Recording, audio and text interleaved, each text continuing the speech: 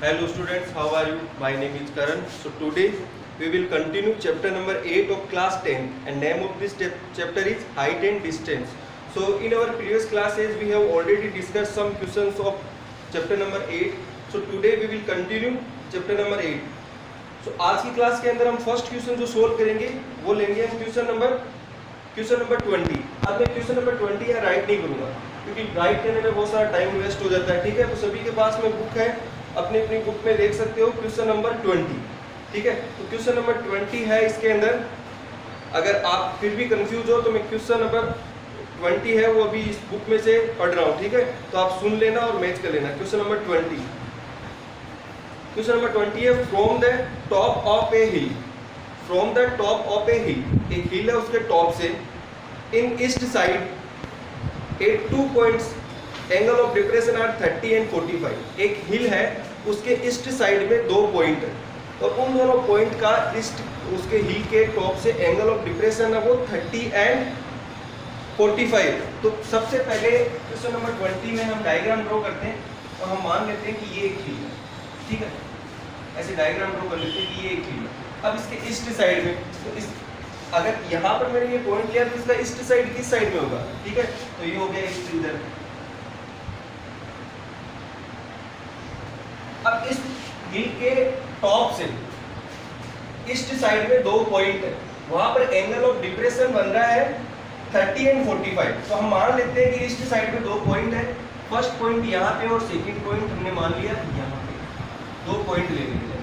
ठीक है, first point यहाँ था. अब इस हिल के टॉप से इन दोनों पॉइंट पे एंगल ऑफ डिप्रेशन बन रहा है. अब एंगल ऑफ डिप्रेशन का जब भी नाम आता है तो ऊपर से नीचे बनेगा. ठीक है, तो एंगल ऑफ डिप्रेशन बन रहा है, एक तो यहाँ ले लिया और दूसरा वाला यहाँ ले लिया. अब एंगल ऑफ डिप्रेशन यहाँ बनेगा तो पहले यहाँ बेस बनाते हैं. कितना कितना बन रहा है एंगल ऑफ डिप्रेशन? एक तो बन रहा है एंगल ऑफ डिप्रेशन यहाँ से 30 और एक बन रहा है 45. तो ये छोटा वाला हो जाएगा 30 और ये बड़ा वाला हो जाएगा 45. इफ डिस्टेंस बिटवीन 2 पॉइंट, अब क्वेश्चन को आगे मैं रीड कर रहा हूँ. If distance between 2 point is 1 kilometre. अब जो 2 पॉइंट लिए थे हमने ग्राउंड पे, उन दोनों पॉइंटों के बीच की डिस्टेंस कितनी है? तो देखो, एक तो पॉइंट लिया था ये और एक ये, इन दोनों के बीच की डिस्टेंस है 1 kilometre. If distance between 2 point is 1 kilometre, then find the height of hill. आपको फाइंड करना है हाइट ऑफ हिल, मतलब आपको ये वाली फाइंड करनी है हाइट, ये वाली. ठीक है, तो हम मान लेते हैं इस हाइट को लेट्स h, इसको मान लिया हमने h. लेट करना पड़ता है जो चीज हमारे पास में गिवन नहीं, तो हमने मान लिया इसको h, हाइट को. अब एक चीज हमको और लेट करनी पड़ेगी और वो सबसे पहले इसका नाम लिखते हैं. इसको बोलते हैं a, ये हो गया b, ये पॉइंट हो गया आपका c और ये पॉइंट हो गया आपका e. अब आपको पता है ये हमेशा राइट एंगल ट्रायंगल में होता है. ठीक है, ये चैप्टर में. अब एक चीज हमको और लेट करनी पड़ेगी और वो क्या लेट करनी पड़ेगी कि हम इसको मान लेते हैं यहाँ से ये वाली डिस्टेंस मान लेते हैं x. अब x मीटर आएगा या किलोमीटर आएगा? देखो यहाँ पे किलोमीटर गिवन है तो हम भी इसको मानेंगे x किलोमीटर. यहाँ से यहाँ तक हमने मान लिया क्योंकि हमारे पास में कंप्लीट बेस होना चाहिए. तो अब हमने सबसे पहले इधर लिखेंगे गिवन क्या है. तो सबसे पहले क्वेश्चन के अंदर गिवन लिखेंगे. तो देखो गिवन है कि distance between 2 point is 1 kilometre. तो सबसे पहले गिवन है हमारे डिस्टेंस बिटवीन 2 पॉइंट कितना है? 1 किलोमीटर. तो गिवन लिख लिया. एक तो distance between 2 point is 1 kilometre. अब हमने क्या क्या लेट किया था वो लिख लेते हैं. तो लेट क्या किया था? एक तो लेट किया था height of hill is h kilometre. हमने लेट किया हाइट ऑफ हिल. अब हाइट ऑफ हिल को मैं AB भी लिख सकता हूँ, AB. ये हमने लेट किया था. ये कितना लेट किया था? हमने यहाँ पे लिखा हूँ मैं h किलोमीटर. एक तो हमने ये लेट किया था h किलोमीटर. और क्या लेट किया था? एक हमने लेट किया था कि distance between B and C. एक हमने लेट किया था BC equals to x kilometre. ये हमने 2 चीज लेट की. सबसे पहले गिवन लिखते हैं, फिर उसके बाद में लेट लिखते हैं. अब हम करेंगे इसका सॉल्यूशन. तो देखो, अब आपको पता है इसके अंदर आपको 2 ट्रायंगल लेने पड़ेंगे. ठीक है, तो दो कौन कौन से ट्रायंगल है? तो सबसे पहले ट्रायंगल लेने से पहले आपको एक चीज ध्यान रखना है, यहाँ पर क्या ध्यान रखना है? देखो ये पॉइंट सी है इसका, एक ध्यान रखना है कि अगर ये 30 है तो यहाँ पर कौन सा 30 होगा? यहाँ पे से ये 30 बन रहा है और ये 45 बन रहा है, ठीक है। तो देखो यहाँ से ये 30 बन रहा है तो ये वाला 30 होगा, क्यों होगा? ये 45 है तो ये वाला 45 होगा। इसलिए है क्योंकि आप ध्यान से देखो, जब भी कोई भी एंगल जेड शेप में बनता है ऐसे, तो ये वाला एंगल और ये वाला एंगल इक्वल होते हैं। क्यों? क्योंकि अल्टरनेट एंगल, दो पैरेलल लाइन को एक ट्रांसवर्सल लाइन कट करती है, तो जेड शेप में बनने वाले एंगल इक्वल होते हैं और उनका नाम होता है अल्टरनेट एंगल। तो देखो इस लाइन का जेड शेप यहाँ से गया, ये यहाँ आया और ये यहाँ, तो ये जो 30 है ये जेड से बना रहा है यहाँ पर, तो ये 30 है तो ये भी 30 हो गया। तो एंगल ऑफ डिप्रेशन को एंगल ऑफ एलिवेशन में चेंज कर दिया। दूसरा, अब देखो ये जेड शेप का बना रहा 45, यहाँ से आया और यहाँ, तो ये 45 है तो ये भी 45 हो गया। क्यों हुआ? Alternate angle. तो सबसे पहले तो हम सॉल्यूशन में यही लिखेंगे, यहाँ पर हम इसका नाम ले लेते हैं, इसको दे देते हैं ई, और हम यही लिखेंगे कि E A D, angle E A D. अब देखो एंगल ई ए डी 30 है, ये किसके इक्वल होगा? Angle A D B, angle A D B equals to लिख देंगे 30 और ब्रैकेट में लिख देंगे अल्टरनेट एंगल।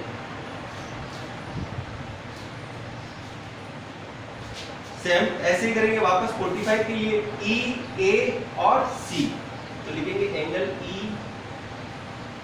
ई ए सी इक्वल है एंगल ई ए सी। देखो 45 किसके इक्वल है? ए सी बी के, ए सी बी, ये दोनों इक्वल है, कितना है? 45 डिग्री, और ये भी अल्टरनेट एंगल है। तो ये हो गया। तो सबसे पहले तो हमने एंगल ऑफ डिप्रेशन को एंगल ऑफ एलिवेशन में चेंज किया, तो वो लिख दिया सॉल्यूशन में। अब हम लेंगे दो ट्रायंगल। तो सबसे पहले जो मैं ट्रायंगल ले रहा हूँ वो लूंगा ए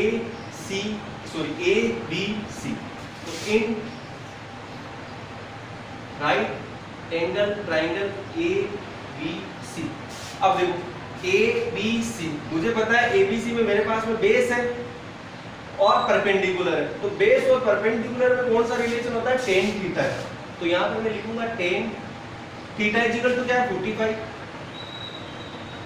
tan theta equal to perpendicular base कौन, देखो क्या होता है? परपेंडिकुलर कौन बेस होता है?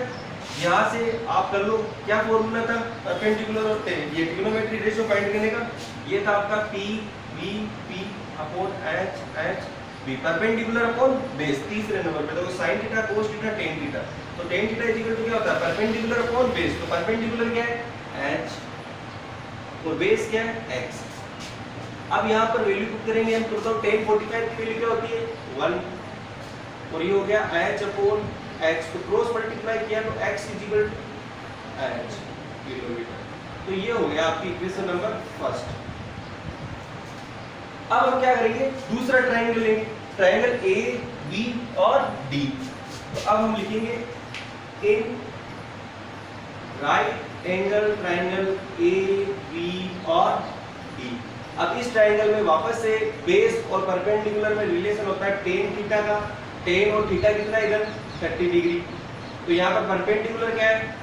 H और बेस क्या है? अब देखो ट्रायंगल ए बी और डी, इसमें बेस क्या है? बेस पूरा बी और डी है, इसका मतलब बेस क्या है? x प्लस 1, तो यहाँ पर लिखेंगे x प्लस 1। अब tan 30 की वैल्यू क्या होती है? tan 30 की वैल्यू थी 1 upon √3 equal to h upon x plus 1, cross multiply करो तो √3 और h मल्टीप्लाई हो जाएगा, तो √3 इज मल्टीप्लाई बाय h और 1 इधर मल्टीप्लाई होगा तो ये हो जाएगा x प्लस 1।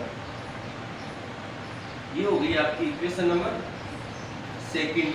अब देखो हमें फाइंड क्या करना था? हमें यहाँ लिखना था, मैंने लिखा नहीं, आप ध्यान रखना यहाँ फाइंड भी लिखना है।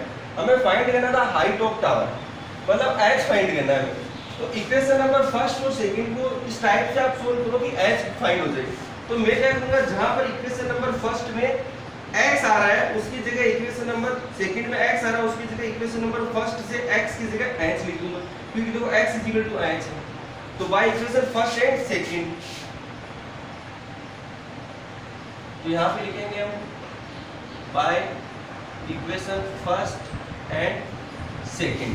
Equation number first and second से क्या करेंगे, ये क्या है √3h, √3 multiply by h, then we get √3h equals to x, x की जगह क्या लिखूंगा h, h प्लस क्या है 1, अब अब h को एक साइड में करेंगे तो √3h और ये इधर आएगा तो -h इक्वल टू 1। अब देखो h प्लस का था, इधर आया इक्वल के तो माइनस का हो गया। अब क्या करेंगे, इधर से h कॉमन लेंगे, तो h कॉमन लिया तो क्या बचा √3 - 1 इक्वल्स टू 1। अब √3 की वैल्यू क्या होती है 1.732, यहाँ हो जाएगा h, √3 की वैल्यू हो जाएगी 1.732 -1 इक्वल टू 1, इक्वल टू में 1 चल रहा है, ठीक है। तो यहाँ से आ जाएगा h, अब 1.732 में से 1 माइनस करेंगे तो आएगा 0.732 equal to 1, h equal to आएगा 1/0.732, क्योंकि जो मल्टीप्लाई में होता है वो डिवाइड में चला जाता है। तो h इक्वल टू आएगा, पॉइंट हटाएंगे यहाँ से, ऊपर आएगा 1230/732 और आप इसको डिवाइड कर लीजिए 101 को आप 1000 को 732 से आप डिवाइड कर लीजिए, ठीक है। क्वेश्चन नंबर 20 और फिर आपके जो आंसर आ जाएंगे यहाँ पर, क्या आंसर आएंगे यहाँ पर 1.366, तो ये आ जाएगा 1.366 किलोमीटर। तो हाइट ऑफ हिल कितना हो जाएगा 1.366 किलोमीटर। तो ये हो गया आपका क्वेश्चन नंबर 20। क्वेश्चन नंबर 20 था, एक आपके पास में हिल था, उस हिल के टॉप से ग्राउंड पे 2 पॉइंट थे, वहां पर एंगल ऑफ डिप्रेशन 30 और 45 बन रहे थे और जो 2 पॉइंट थे उनके बीच की डिस्टेंस 1 किलोमीटर। आपको फाइंड करना था हाइट ऑफ हिल। तो ये इतना डायग्राम बनाया, एंगल ऑफ डिप्रेशन को एंगल ऑफ एलिवेशन में चेंज किया अल्टरनेट एंगल के कारण, ये x किलोमीटर लेट किया और ये h किलोमीटर लेट किया। सबसे पहले ट्रायंगल, छोटा ट्रायंगल लिया, एक इक्वेशन बनी, फिर बड़ा वाला ट्रायंगल लिया, दूसरी इक्वेशन बनी। पहली वाली इक्वेशन की वैल्यू दूसरी वाली इक्वेशन में पुट की, जहां पर x लिखा हुआ था वहां x की जगह h पुट कर दिया, ये आ गया h इधर आया, माइनस का हुआ कॉमन लिया, ठीक है, कॉमन लिया तो h बार आ गया √3 और ये h बार आ गया तो 1 बचा इसकी जगह। √3 की वैल्यू 1.732 होती है, वैल्यू पुट की h की, यहाँ पर माइनस किया तो 1.732 में से 1 गया तो 0.732। अब ये मल्टीप्लाई में तो ये डिवाइड में चला गया। यहाँ पे पॉइंट है, पॉइंट हटाया तो पॉइंट के बाद में 1 2 3 डिजिट है तो ऊपर 30 आ गए, इनको डिवाइड किया तो 1.366 किलोमीटर आपका आंसर आ गया। तो ये था क्वेश्चन नंबर 20, ठीक है। तो क्वेश्चन नंबर 20 हो गया। अब इसके बाद में एक क्वेश्चन और सोल्व करते हैं हम, और अब हम क्वेश्चन लेते हैं इसके बाद में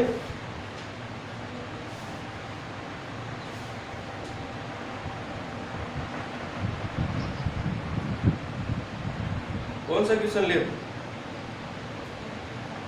25 क्वेश्चन लेते हैं और लेते हैं 25, ठीक है। 25 नंबर क्वेश्चन देखिए आप, इसको मैं रफ कर देता हूँ, सभी ने देख लिया होगा, वापस से देख लो एक बार, रफ कर रहा हूँ इसको। इसके बाद हम लेते हैं क्वेश्चन नंबर 25। तो आप सभी अपनी अपनी बुक में क्वेश्चन नंबर 25 देखिए एक बार कि क्वेश्चन नंबर 25 क्या है, ठीक है। तब तक मैं इसको रफ कर रहा हूँ। क्वेश्चन नंबर 25,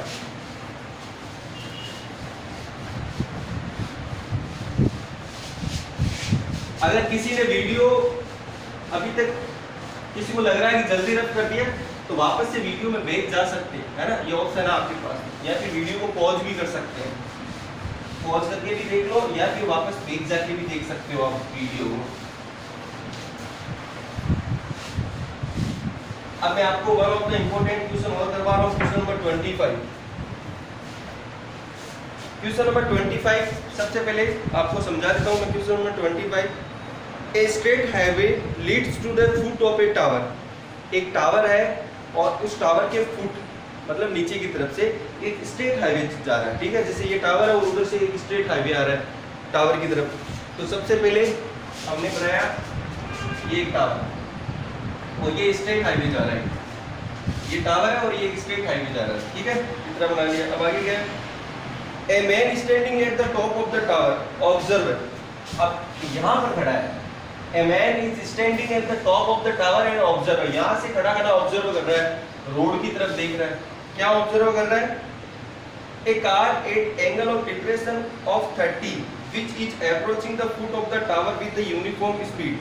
अब एक कार है, ये मेरा स्ट्रेट हाईवे भी सही नहीं बना, पहले तो हाईवे से ही बनाते हैं हम। अब देखो एक कार है, वो इधर आ रही है, ये यहाँ से देख रहा है कि यहाँ से एक कार है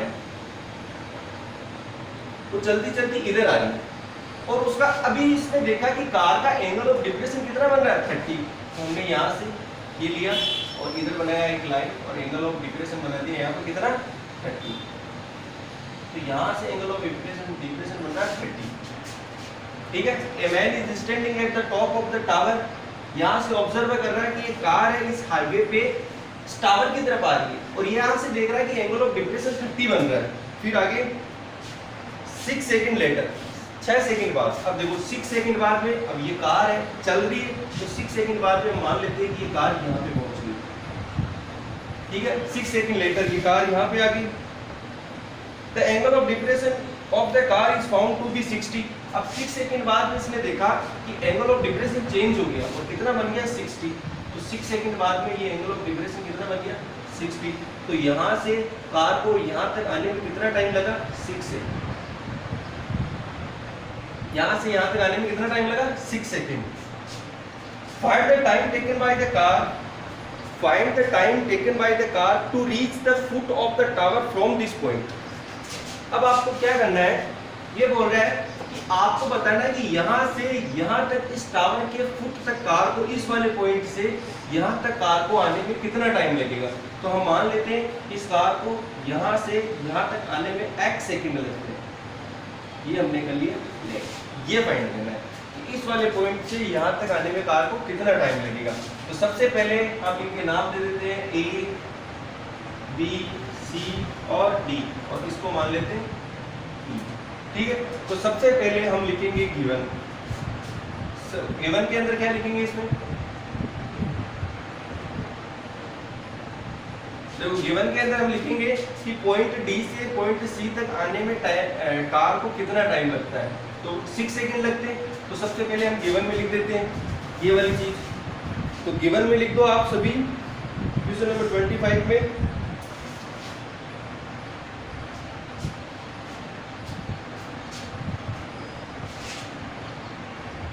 time taken by car to reach point D to C, कितना टाइम लेती है 6 सेकेंड। एक तो ये लिखा गिवन में, और तो कुछ गिवन में था नहीं। अब हम लिख देते हैं लेट। हमने लेट क्या किया, हमने लेट किया कि time taken by car to reach point C to B कितना है x सेकेंड। तो यहाँ पर हमने लिखा टाइम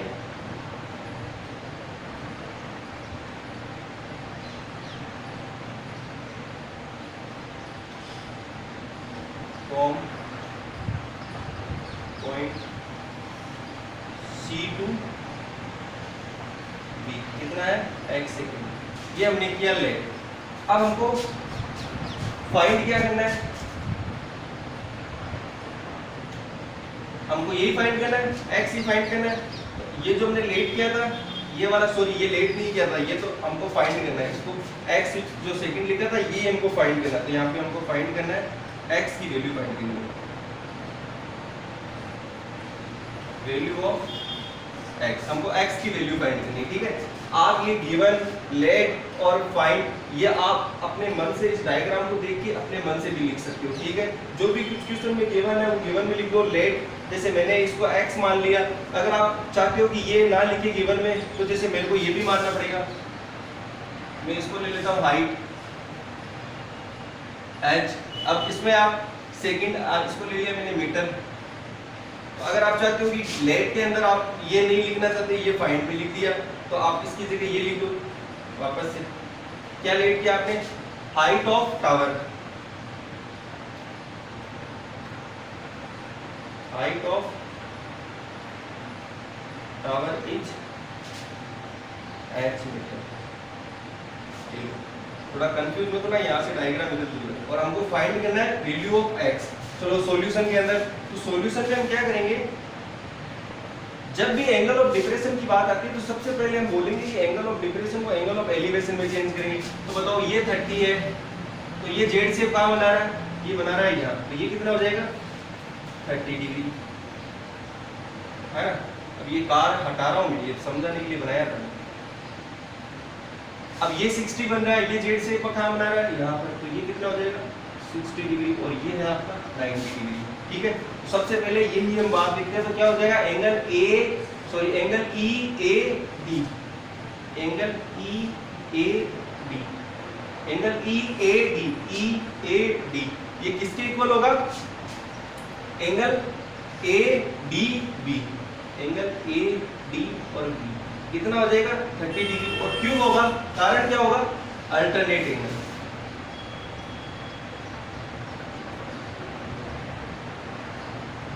दूसरा वापस ई ए सी, एंगल ई ए सी इक्वल होगा एंगल किसके इक्वल होगा, ई ए सी, ये इक्वल होगा ए सी बी, ए सी बी, और कितना हो जाएगा 60, क्यों होगा अल्टरनेट एंगल।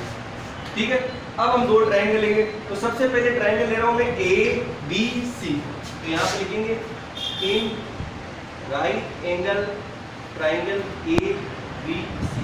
अब तो ए बी सी में, अब देखो यहाँ पर बेस है और परपेंडिकुलर है, तो बेस और परपेंडिकुलर में रिलेशन होता है tan थीटा का, तो हम यहाँ पे लिखेंगे tan थीटा, तो ये आ गया tan, और थीटा इज इक्वल टू क्या है 60, theta is equal to 60 ABC में।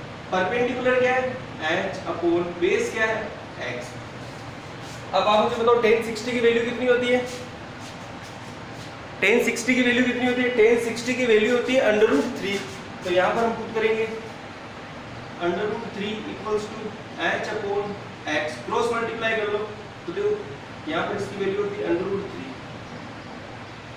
1 ले लो, क्रॉस मल्टीप्लाई करेंगे तो h इज इक्वल टू क्या हो जाएगा √3 इज मल्टीप्लाई बाय x, और ये हो गई आपकी इक्वेशन नंबर फर्स्ट। देखो बिल्कुल इजी है, डायग्राम अगर आप बना सकते हो तो फिर आप इस चैप्टर में कोई सा भी क्वेश्चन कर सकते हो। आप देखो बिल्कुल सेम हो रहा है ये क्वेश्चन, कौन सा नंबर का क्वेश्चन है 25। अब मैंने पहले 20 बताया, अब उसके बाद में 25, फिर भी वो का वही कंसेप्ट चल रहा है सेम, इतने सारे बीच में क्वेश्चन है फिर भी, तो डायग्राम जो बना सकता है ना उसके बाद में बिल्कुल सेम है सबका तरीका। अब दूसरा ट्रायंगल क्या लेंगे, ए बी और डी, तो दूसरा ट्रायंगल लेंगे in right angle triangle A B D. अब देखो ए बी डी में वापस से परपेंडिकुलर और बेस, हाइपोटेनियस की तो कोई बात ही नहीं हुई है हमारे, इसलिए परपेंडिकुलर और बेस ही लेंगे। तो परपेंडिकुलर और बेस में रिलेशन होता है tan थीटा का, तो थीटा कितना है इसमें 30, तो ये हो जाएगा tan 30 इक्वल टू परपेंडिकुलर क्या है h। अब आप मुझे बताओ ट्रायंगल ए बी और डी में, इस पूरे ट्रायंगल के अंदर बेस क्या होगा, देखो बेस होगा BD, तो BD को कैसे लिखूंगा मैं 6 प्लस x, क्योंकि इतना सा 6 है और इतना x है, तो क्या हो जाएगा 6 प्लस x, तो ये हो गया 6 प्लस x। अब tan 30 की वैल्यू कितनी होती है 1 अपॉन √3, तो tan 30 की वैल्यू होगी 1 upon √3 equal to h upon 6 plus x। पहले बता रहा हूँ ये जो मैं tan 30 ये वैल्यू पुट कर रहा हूँ, ये चैप्टर नंबर 6 है, तो सबसे पहला तो आपका यही काम है चैप्टर नंबर 6 की जो टेबल है उसको अच्छे से लर्न कर लो, और अगर किसी को लर्न करने में प्रॉब्लम हो रही है तो वीडियो जाके देख लो मेरा चैप्टर नंबर 6 का, यूट्यूब पे पड़ा है, ठीक है ना, कि टेबल कैसे याद होती है। अब वापस से क्रॉस मल्टीप्लाई करो तो ये 1 इधर मल्टीप्लाई होगा तो ये हो जाएगा 6 प्लस x, और √3 इधर से मल्टीप्लाई हो जाएगा तो ये हो जाएगा √3 इज मल्टीप्लाई बाय h। ठीक है, अब तो ये हो गई आपकी इक्वेशन नंबर 2। अब आप मुझे बताओ इसको देख के इक्वेशन नंबर 1 और इक्वेशन नंबर 2 को देख के मुझे बताओ कि किसकी वैल्यू पुट करेंगे यहाँ पर, आप सोचो किसकी वैल्यू पुट करेंगे यहाँ पर।